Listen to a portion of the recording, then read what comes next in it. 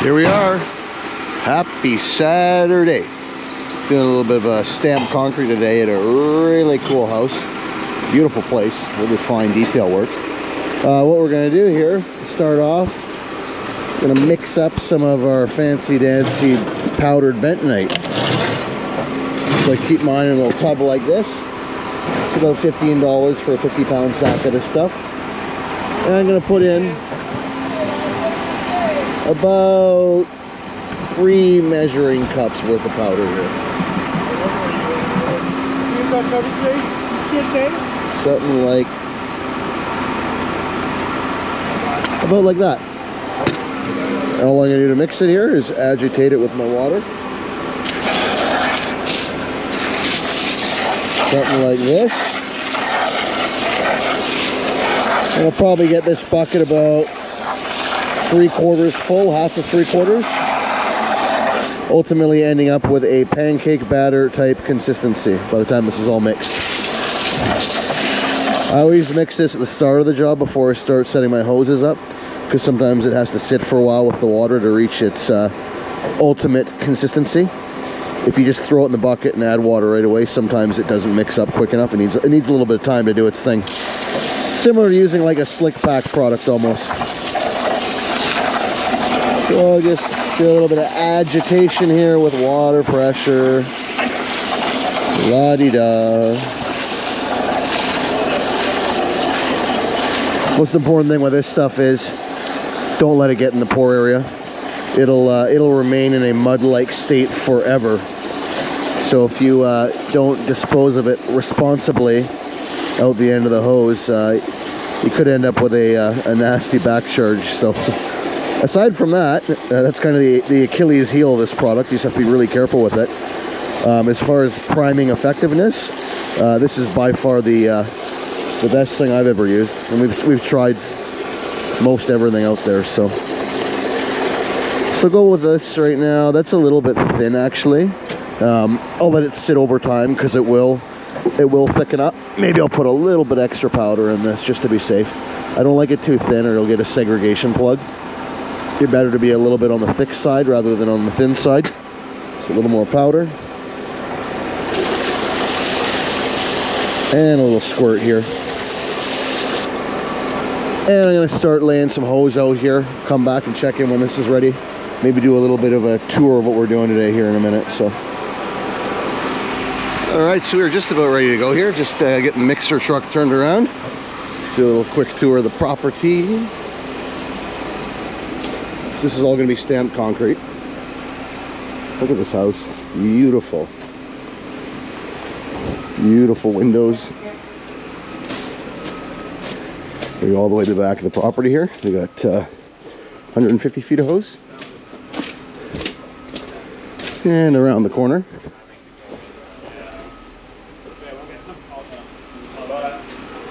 That's Roger. Say hi, Roger. Hey! Hey! How's it going? Pretty good, eh? The channel's Canadian Concrete Pumper, so you have to embellish the accent and the Canadian speak. Hey there, bud? Oh, yeah. It's a boot time we got pumping here. Anyhow, yeah, beautiful home. Weather cleared up, so we got a little lucky. But yeah, we'll get this set up, prime out, rock and roll. All right, here we go. Ian's got the bentonite. Do a little demo here with the shovel. Give her a little stir with the shovel, buddy, to display the optimal consistency of the bentonite. What do you think? Perfect or what? Beautiful. Beautiful. All right, cool. Now we're just gonna toss it in the elbow here. Throw a reducer on. Tilt it over. Not so far as such to spill the bentonite out. Connect everything up, and we'll rock it through in one go here. Look at this bartender. Oh. Look at that. That's a nice. How you doing? This will be a couple seconds. Probably about a 4-inch lump, 4.5. I think in the back, yeah. Yep. I don't know if he just came out of it. I give it like 10. All right. Button this up, connect it up, and we'll catch you on the prime here. So what we do on the back end here for mixer driver safety We have our chains. We always chain out the reducer and the elbow, as such that if they ever were to break free for some reason, the chains will catch them and keep them from firing back into the mixer driver's kneecaps. The other thing is everything at the back of the pump. Oh, he just spilled the bentonite. He missed my tutorial. Oh man, edit. Anyhow, we got lots in there still. We'll fix that. Everything at the back end of the pump, safety pins. Every single clamp, we safety pin them. Everything off the back end. These pins here work really, really well. I actually like them a lot better than the standard kind of, the ones that usually come with the clamps. And then for the 4-inch clamps, we use the bigger version of the same.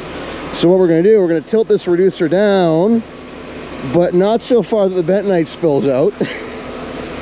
Then we'll connect up our 4 to 2.5 reducer, and then we'll drop it down. Okay, there we go.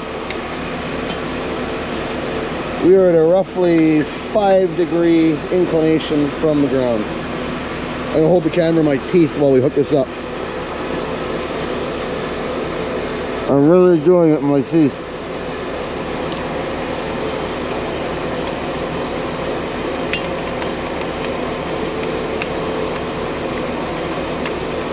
That rubber's not on there? Huh. And we'll pin that. Like I said, it's a little tough to do when you're holding the camera in your mouth, but you get the idea. Anyhow, yeah, so we'll just load up. I don't use any extra water or anything like that. I just rely on strictly the bentonite mud.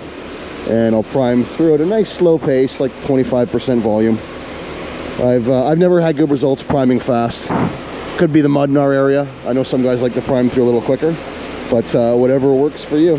So anyhow, we'll catch you on the prime. Usually when I prime, I start with my volume at 0. Turn the pump on and forward, increase the volume ever so slightly until I find that happy speed, and I think we're about there.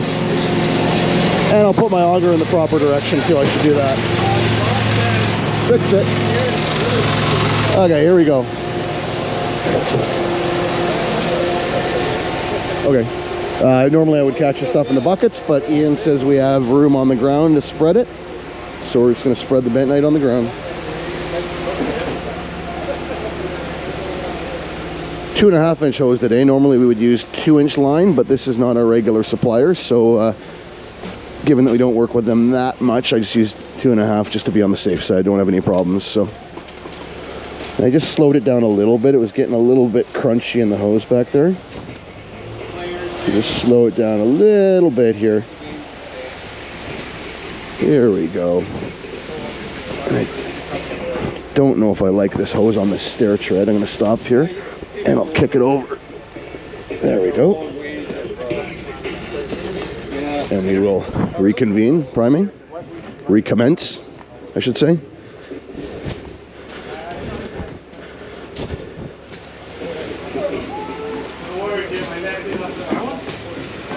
Where do you want to spread it, buddy? Just right there? You got enough length on the hose to get rid of all that? Okay, you better grab it quick. She's coming. Ian, maybe put it there just so it, no, I stopped it. Put it over here just so it doesn't run back into the pour area. We'll just spread it right there. Probably gonna get about 2 or 3 strokes here before we get regular uncontaminated concrete. You have these both half it? I came up like within like 10th of a meter of what you came up with. Couple more strokes. We'll check back in on this stuff before we leave here in a few hours, and it's still going to be exactly like that. It will never harden.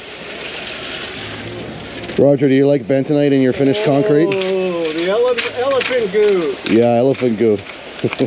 We got to walk down here. So we have to put it right there. We're good. You got good concrete now. Okay, buddy. Okay. Yeah, you're a fish pit. Oh yeah, that's right.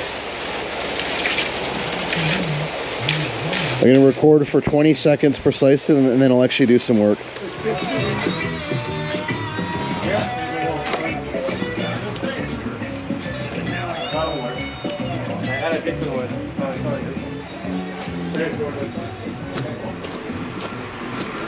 Anyhow, that'll be it for today.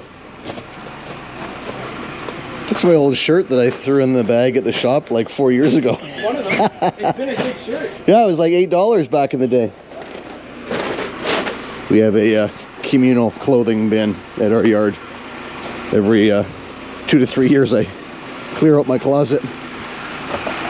Once I get too fat and something doesn't fit anymore, it becomes a hand-me-down. Anyhow, that'll be it for today. Thanks again for watching. Like, share, subscribe. Like, share, subscribe. Something like that.